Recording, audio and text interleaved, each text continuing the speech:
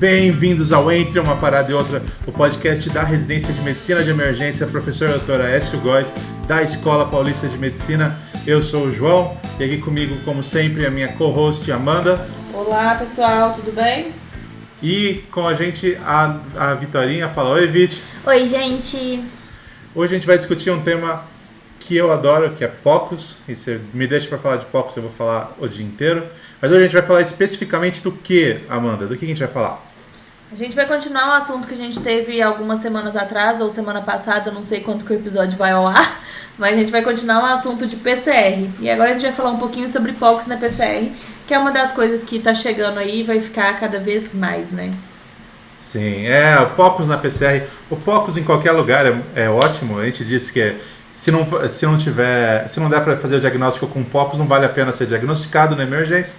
E na PCR a gente faz o POCUS também. Claro, tem alguns protocolos, mas a grande vantagem é a gente ajudar no que, Vitória? Para que a gente faz o POCUS? Para ajudar nos diagnósticos diferenciais dessa parada e para ajudar a gente a estratificar o nosso pensamento, né? A gente pode pensar na pseudo-AESP, pode pensar em PCR traumática, pode pensar na PCR clínica, vai ajudar.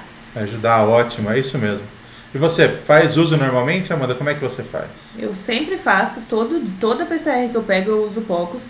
E eu acho importante a gente falar, né, que aqui a gente está falando de uma análise de especialista, né, lembrando que somos especialistas em medicina de emergência e que a gente não trata PCR da mesma forma que o ACLS manda a gente tratar, né, lembrando que, sim, eu acho o ACLS essencial, mas fazendo um shame, assim, ele ainda é muito básico para o que a gente tem, e hoje em dia, tendo uma sala de emergência dominada por emergencistas, a gente precisa ir além do ACLS, além do que ele se propõe.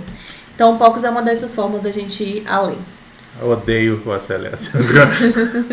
Eu não gosto do ACLS. Não é para emergencista. Ah, se você estiver escutando isso, é mentira. Não, eu não gosto da AHA também.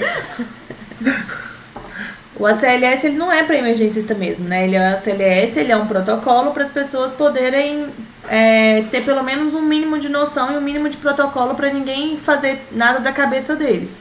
Mas ele é realmente básico, né? A gente tem que ir além mesmo. Então vamos falar sobre POCUS na PCR e a gente vai falar aqui, não gostamos do protocolo CASA? Talvez não, mas ele é o mais comum, ele é o mais famoso que as pessoas se identificam. Quando fala de POCUS na PCR, todo mundo fala do CASA. Então vamos falar sobre ele um pouco e de como que a gente trabalha. Ótimo. O CASA, ele é o grande, o grande protocolo, né, na parada. Ele que ajuda a gente a focar na ideia. E a ideia, na verdade, apesar dos problemas do CASA, ele vai guiar a gente no que a gente precisa ver mesmo, né? Ele vai buscar essas causas, as outras causas secundárias de PCR e causas reversíveis que a gente consegue fazer alguma coisa com esses achados, né? Então, eu acho que ele é muito focado.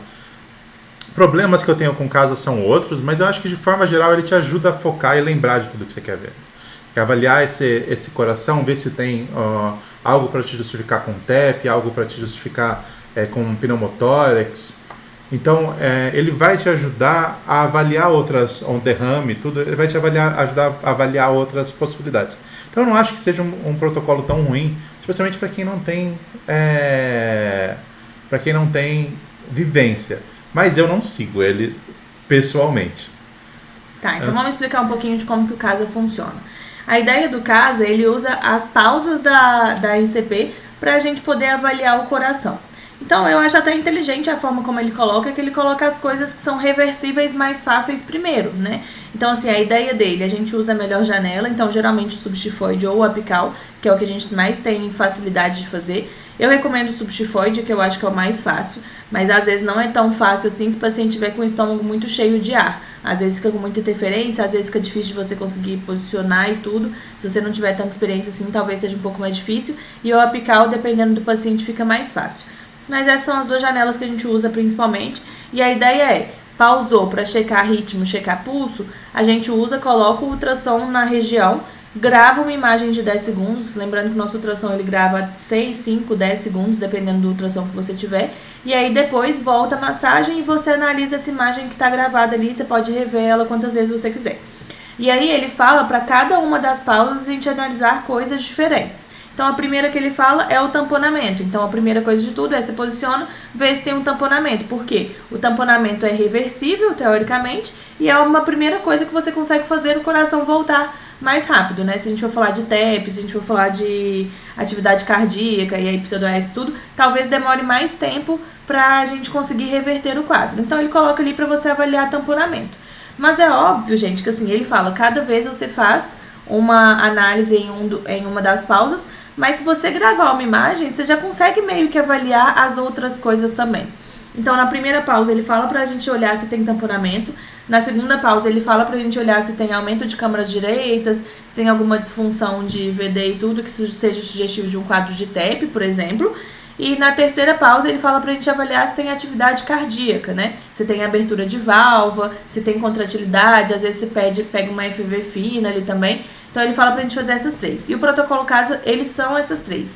E aí, você pode ampliar depois as suas janelas e fazer um FAST, uma janela de pulmão, para avaliar se tem pneumotórax, se tem líquido livre, para pensar em outras causas de choque que possam ter combinado com uma PCR, tá? Então tá, João, você não gosta do CASA, beleza? Como é que você faz? Em geral, o que eu faço, se eu estou responsável pelo ultrassom, diferente do CASA, é não seguir o preceito de fazer a medição durante as paradas de massagem. O que eu gosto de fazer é fazer a medição, em geral, subchifoide, durante a massagem. Que eu acho que é um dos pontos que até o pessoal fala bastante de vantagens dentro do ultrassom o trans-PCR, que é a avaliação da qualidade da massagem. Então, várias vezes a gente conseguiu fazer ultrassom durante a parada aqui e avaliar que a massagem não estava sendo bem feita. A gente consegue mostrar para a pessoa em tempo real como a massagem dela não está chegando na profundidade correta, não está tendo a contratilidade cardíaca suficiente. Você, às vezes, consegue corrigir até posicionamento da pessoa sobre o paciente, né? Então, eu gosto muito de fazer essa avaliação transmassagem, que te dá um ponto a mais. É lógico que você vai seguir toda a ideia do caso, você não vai deixar de avaliar durante as paradas da ressuscitação se o paciente está tendo uma atividade cardíaca, se o paciente está tendo um tamponamento, todas essas coisas você avalia ao mesmo tempo. Mas dentro de todo o exame físico que você estaria fazendo naquele paciente, sabe? É assim que eu gosto de fazer. Então eu não sigo ele super à risca, mas eu gosto de fazer algumas variações. Eu não sei se vocês fazem igual, como é que você faz, Vitor? No geral, eu acho que a gente acaba seguindo o CASA meio que instintivamente, né? E aí, quando você sabe o que você está procurando, você não precisa decorar um mnemônico. Exato. Mas, no geral, eu vou para a janela subchifoide. Eu acho que é mais fácil da gente olhar essa parte também. Mais difícil para mim gravar, eu tenho dificuldade com a gravação, então eu tento ser o mais ágil que eu consigo ali com o probe mesmo, no tempo que eu tenho. E, assim, tento ver ali como é que tá funcionando, se tem algum sinal de alguma coisa obstrutiva. Já li sobre tentar ver cava durante o PCR, que pode ajudar a fazer esse diagnóstico diferencial de causas mais obstrutivas, mas não foi algo que eu fiz, algo que eu quero tentar fazer. E outra coisa que eu quero tentar trazer pra minha prática que eu não faço é checagem de pulso usando ultrassom. Nunca fiz, mas acho que é interessante pra gente também. Sim, é uma das coisas que eu gosto de fazer, que eu acho legal, é a avaliação com ultrassom. Tem uma sensibilidade muito maior da avaliação de pulso. Também gosto bastante, eu gosto bastante de fazer. Eu faço de uma forma bem instintiva também. Eu acho que eu sempre, com a mínima história que a gente tem, eu tento formular a hipótese na minha cabeça, colocar o paciente dentro de alguma síndrome, e aí eu já faço meu ultrassom meio que pensando no que pode ser. Então, por exemplo, se o paciente não tem uma história de trauma nem nada, eu vou direto pro coração, obviamente, mas se tem alguma história ali de queda, de dispneia, alguma coisa, eu vou focar em fazer mais rápido também a ultrassom de pulmão e tudo para esse paciente. Então, eu vou de acordo com a clínica, mas a primeira coisa que eu olho é sempre coração também, sempre vou direto para a janela subchifoide. E eu, geralmente, na primeira janela, a gente já consegue meio que avaliar tudo, né? Tamponamento, TEP e atividade elétrica. Eu não preciso ver isso tudo em 3 ciclos diferentes. Eu já consigo fazer tudo isso de cara. E eu não perco tanto tempo, porque tem gente que fica lá, todo ciclo olha coração o tempo todo pra ver se vira um pseudoesp, se vira alguma coisa. Eu não gosto dessa fosforilagem, tá? Vejo se a válvula tá aberta, vejo se a válvula tá aberta, se eu acho que é um choque muito profundo nem nada. Eu não gosto muito disso porque eu acho que é uma fosforilagem que às vezes a gente tá perdendo tempo com o paciente, entendeu? A resposta é, ele não está tendo fluxo, não tá tendo perfusão nem nada. Então eu olho o coração, vejo que não tem uma FV, vejo que não tem nenhum tamponamento, não tem nenhum sinal de TEP nem nada, eu saio do coração e vou direto pra veia pra poder olhar se tem pulsabilidade. Que aí a minha ideia é, tá tendo o suficiente pra poder fazer pulso? Então beleza, esse paciente voltou. Não tá tendo, eu vou continuar considerando como PCR pra ele. E aí eu tava lendo até no ENRA esses dias, eles estavam falando exatamente isso também. Que as pessoas estão fosforilando demais em cima disso, estão perdendo muito tempo na PCR, fazendo uma massagem efetiva. E não é tão benéfico assim pro paciente, que eles também focam mais em olhar a veia, ver se tem pulsabilidade e tudo. Eu gosto de fazer isso também. Eu, em geral, começo checando o coração, porque, óbvio, você quer ver o que tem ali.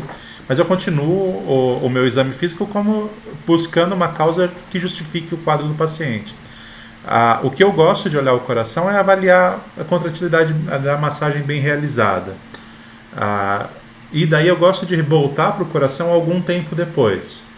Então, se você começou, obviamente, a avaliação ali no coração e já deu uns 4, 5 ciclos, você não está tendo muita resposta, mantém um ciclo, mantém um ritmo não chocável, às vezes vale a pena começar a avaliar esse coração de novo, ver como é que está essa contratilidade. É isso que eu gosto de começar a avaliar. É lógico que eles falam muito pra gente, e eu acho que é o certo, que você não deve levar isso como uma justificativa para parada de tentativas de reanimação. Mas, de qualquer forma, é uma informação a mais, né? Então, como a gente já falou nos outros episódios, você supostamente está com esse paciente, já está entubado, já está com um capnógrafo colocado, você está avaliando, você já buscou outras causas, você não encontrou e as suas massagens não estão dando resultado e os seus ciclos não estão dando resultado, agora talvez seja a hora de adicionar essa informação do ultrassom, mas não ela ser o seu guia, sabe? É assim que eu gosto de fazer. Então eu faço tudo e depois eu volto para o coração alguns ciclos depois. Acho que eu, como estou na curva de aprendizado ainda, eu acabo reacessando muito o coração para ver se eu consigo melhorar a janela. Às vezes na primeira vez que a gente entra, a gente não consegue visualizar tanto. Então, para mim, tá acabando ser importante reacessar o coração. Mas é isso, né? A gente não pode deixar do que é importante. E, de novo, a massagem é o importante. Tem que pensar sobre a massagem e não tanto sobre as outras coisas. Boa. E além das janelas que a gente falou, né, de pneumotórax e FAST, eu acrescentaria também uma do protocolo Rush, que é a da aorta, né? Às vezes o paciente tem um choque hipovolêmico ali, provavelmente tem uma ruptura de aneurisma e tudo, e a gente descobre a causa ali, né? Não que às vezes vai ser fácil de conseguir reverter essa PCR, mas é uma informação a mais que você tem.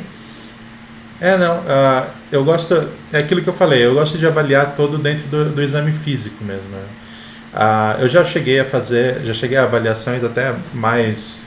Às vezes você não sabe o que está acontecendo, um paciente que você tem uma suspeita de um TEP, às vezes descer mais e avaliar até TVP nesse paciente, alguma coisa para justificar para você. Eu acho que é sempre guiando com a história que você consegue avaliar, né? Tem aquela janela mais avançada também do substifoide que dá para tentar abrir pulmonar. Vocês já tentaram para fazer diagnóstico de TEP? Não, essa eu nunca fiz. Essa foi um pouco demais. É porque no substifoide você consegue abrir meio que um parasternal curto também, né? E aí, dependendo da angulação que você vai, você consegue abrir a artéria pulmonar, né? Mas eu nunca fiz também. Eu não faço nem paciente vivo. Quem dirá em paciente morto. Quem dirá durante a PCR, assim. Mas, realmente, talvez seja algo a mais pra gente poder fazer. Mas eu acho que talvez valha a pena a gente focar mais no básico mesmo, sabe? Eu acho que depende muito do cenário onde está. Nos cenários onde a gente vive hoje em dia já é tão difícil, às vezes, ter um ultrassom, a gente começar a fosforilar demais em cima disso, às vezes seja até too much pro resto da equipe, né? Então, eu acho que o básico, ultrassom para ver coração, tá? Já flagrei muita FV fina que a gente fica na dúvida, mesmo se aumentando para 2N, 4N, às vezes fica difícil de você ver no monitor, que é uma FV fina. Consegui flagrar no POCUS. Ver se tem tamponamento. Muitas vezes a gente não imagina que o paciente vai ter um tamponamento e tem. Você fala, por que essa pessoa tem um tamponamento? E aí tudo começa a fazer muito sentido. E o TEP também, né? TEP é sempre um diagnóstico diferencial. É um amigo meu lá de BH, o Caiozinho, ele é emergencista também de lá. Ele sempre fala assim, não é sepse, não é pense pode ser sepse, é pense pode ser TEP, porque sempre pode ser TEP. Certo. É um diagnóstico que a gente não dá tanto, mas que é muito importante, muito comum, cada vez mais comum, inclusive, né? Ainda mais com as pessoas tomando hormônio, anticoncepcional, tudo. Tá tendo muito, então sempre pensem em TEP e pensar nos diagnósticos diferenciais, né? Lembrar que, assim, aquele paciente que... tem um caso muito legal. Aconteceu algum tempo atrás. Paciente que foi uma massagem linda, a gente foi uma RCP maravilhosa. Voltou da RCP, começou a não expandir bem um lado. E aí todo mundo pensando, tubo tá seletivo, não sei o que lá. Era um pneumotórax. A gente tem que lembrar que na massagem pode acontecer de fraturar alguma costela. E é isso causar um pneumotórax. Então, lembra que o diagnóstico do POCUS, ele não é só durante a massagem. Terminou a massagem, o paciente voltou, fazer de novo todas as janelas para procurar alguma coisa que justifique ou que possa justificar uma nova PCR para ele em breve. Então, acho que isso é o principal. Sim, o POCUS é a nossa ferramenta, nosso estetoscópio, né? Mas acho que esse é o grande ponto, né? Você não pode esquecer que o paciente, no momento que ele volta, ele agora é um novo paciente com uma queixa que você tem que continuar investigando mesmo assim. Muitas vezes a gente termina um ROSC sem saber o que foi que fez esse paciente parar, e agora, com o retorno da circulação, vai provavelmente ficar mais claro o que estava acontecendo. E agora é hora de investigar, e já está com o ultrassom na mão, continua a investigação. Agora você está colocando pressão na via aérea, uma pressão maior, talvez você consiga ver melhor. E aí só uma última discussão que eu queria trazer aqui é do tipo de probe que a gente usa, né? E aí depende muito do tipo de ultrassom que você tem. Se for aquele ultrassom que você tem que desconectar a pá, trocar a pá para poder mudar o probe, eu não recomendo que façam isso durante uma PCR. Eu usaria só o probe curvilíneo, pelo menos no início, até você ter uma noção de tudo. Mas se for um que é só você apertar o botão e ele muda o probe, eu usaria sempre o melhor recurso que eu tenho. Então, se eu estou olhando o coração, eu vou usar o probe setorial. Se eu estou olhando FET, eu vou usar o curvilíneo. Se eu estou olhando pulmão, também vou usar o curvilíneo inicialmente. Mas, não, na verdade, não. Eu uso o curvilíneo sempre para pulmão primeiro, mas na PCR eu prefiro usar o linear, porque o que eu quero mais ver é se tem pneumotórax. Com linear ele me dá essa informação com muito mais detalhe, muito mais definição e muito mais certeza. Então, sempre tentem trocar o seu probe se for fácil. Se for possível, sim. Eu também acho a melhor opção é essa. Faz o que, se você tem a capacidade de trocar os probes, troque, mas se você não tem, tiver que escolher escolha o curvilíneo. Eu escolheria o curvilíneo inicialmente, mesmo que se você tiver o setorial, em geral, é um dos melhores para avaliação cardíaca, mas o curvilíneo vai te dar um pouco mais de liberdade nas outras janelas. Até pela proporção da subestifoide, dependendo do tamanho do paciente, o curvilíneo você consegue acessar melhor o coração do que o setorial. Às vezes você só tem o curvilíneo. Às vezes você só tem o curvilíneo. E uma dica que eu dou também para vocês que não tem tanta experiência assim com POCUS para fazer a janela subestifoide, tenta usar o fígado de rebolto costal. Ao invés de você colocar logo abaixo do subestifoide, joga um pouco o seu probe para direita do paciente e inclina ele em direção ao coração como se fosse uma lança alcançando o coração, porque às vezes esse rebordo costal tira um pouco do ar ali e te dá uma imagem melhor. Usar como reforço. Acho que é uma técnica boa.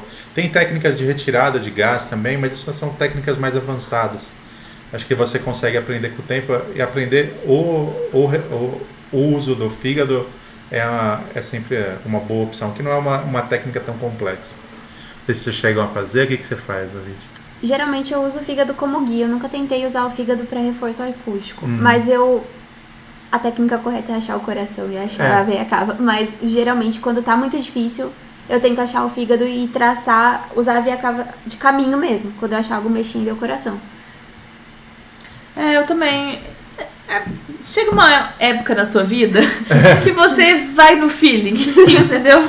Então eu vou ali do que eu acho, mas às vezes é muito difícil sair pelo meio, justamente porque o paciente tem muito gás. Então eu já vou direto meio que da berolinha assim e já encaminho o meu probo ali para aquela região. Tem uma questão de técnica e habilidade com o tempo, que depois que faz 300 milhões de ultrassons, você começa a pegar o probe e instintivamente colocar no lugar certo, e daí os residentes olham pra gente e falam assim, como que você fez isso? Eu não sei como que eu fiz isso. Só sei a posição certa. Então treinem, façam um monte, que é a melhor opção. Como a gente disse no outro episódio de PCR, a melhor coisa é a prática, a técnica para fazer. E trazer a cultura do ultrassom para sua PCR vai só acrescentar também, né? Sim. Bom, é isso. Então, o que você acha, você ouvindo aí, coloca a sua opinião nos comentários. E esse foi mais um Entre uma Parada e Outra. Até a próxima parada.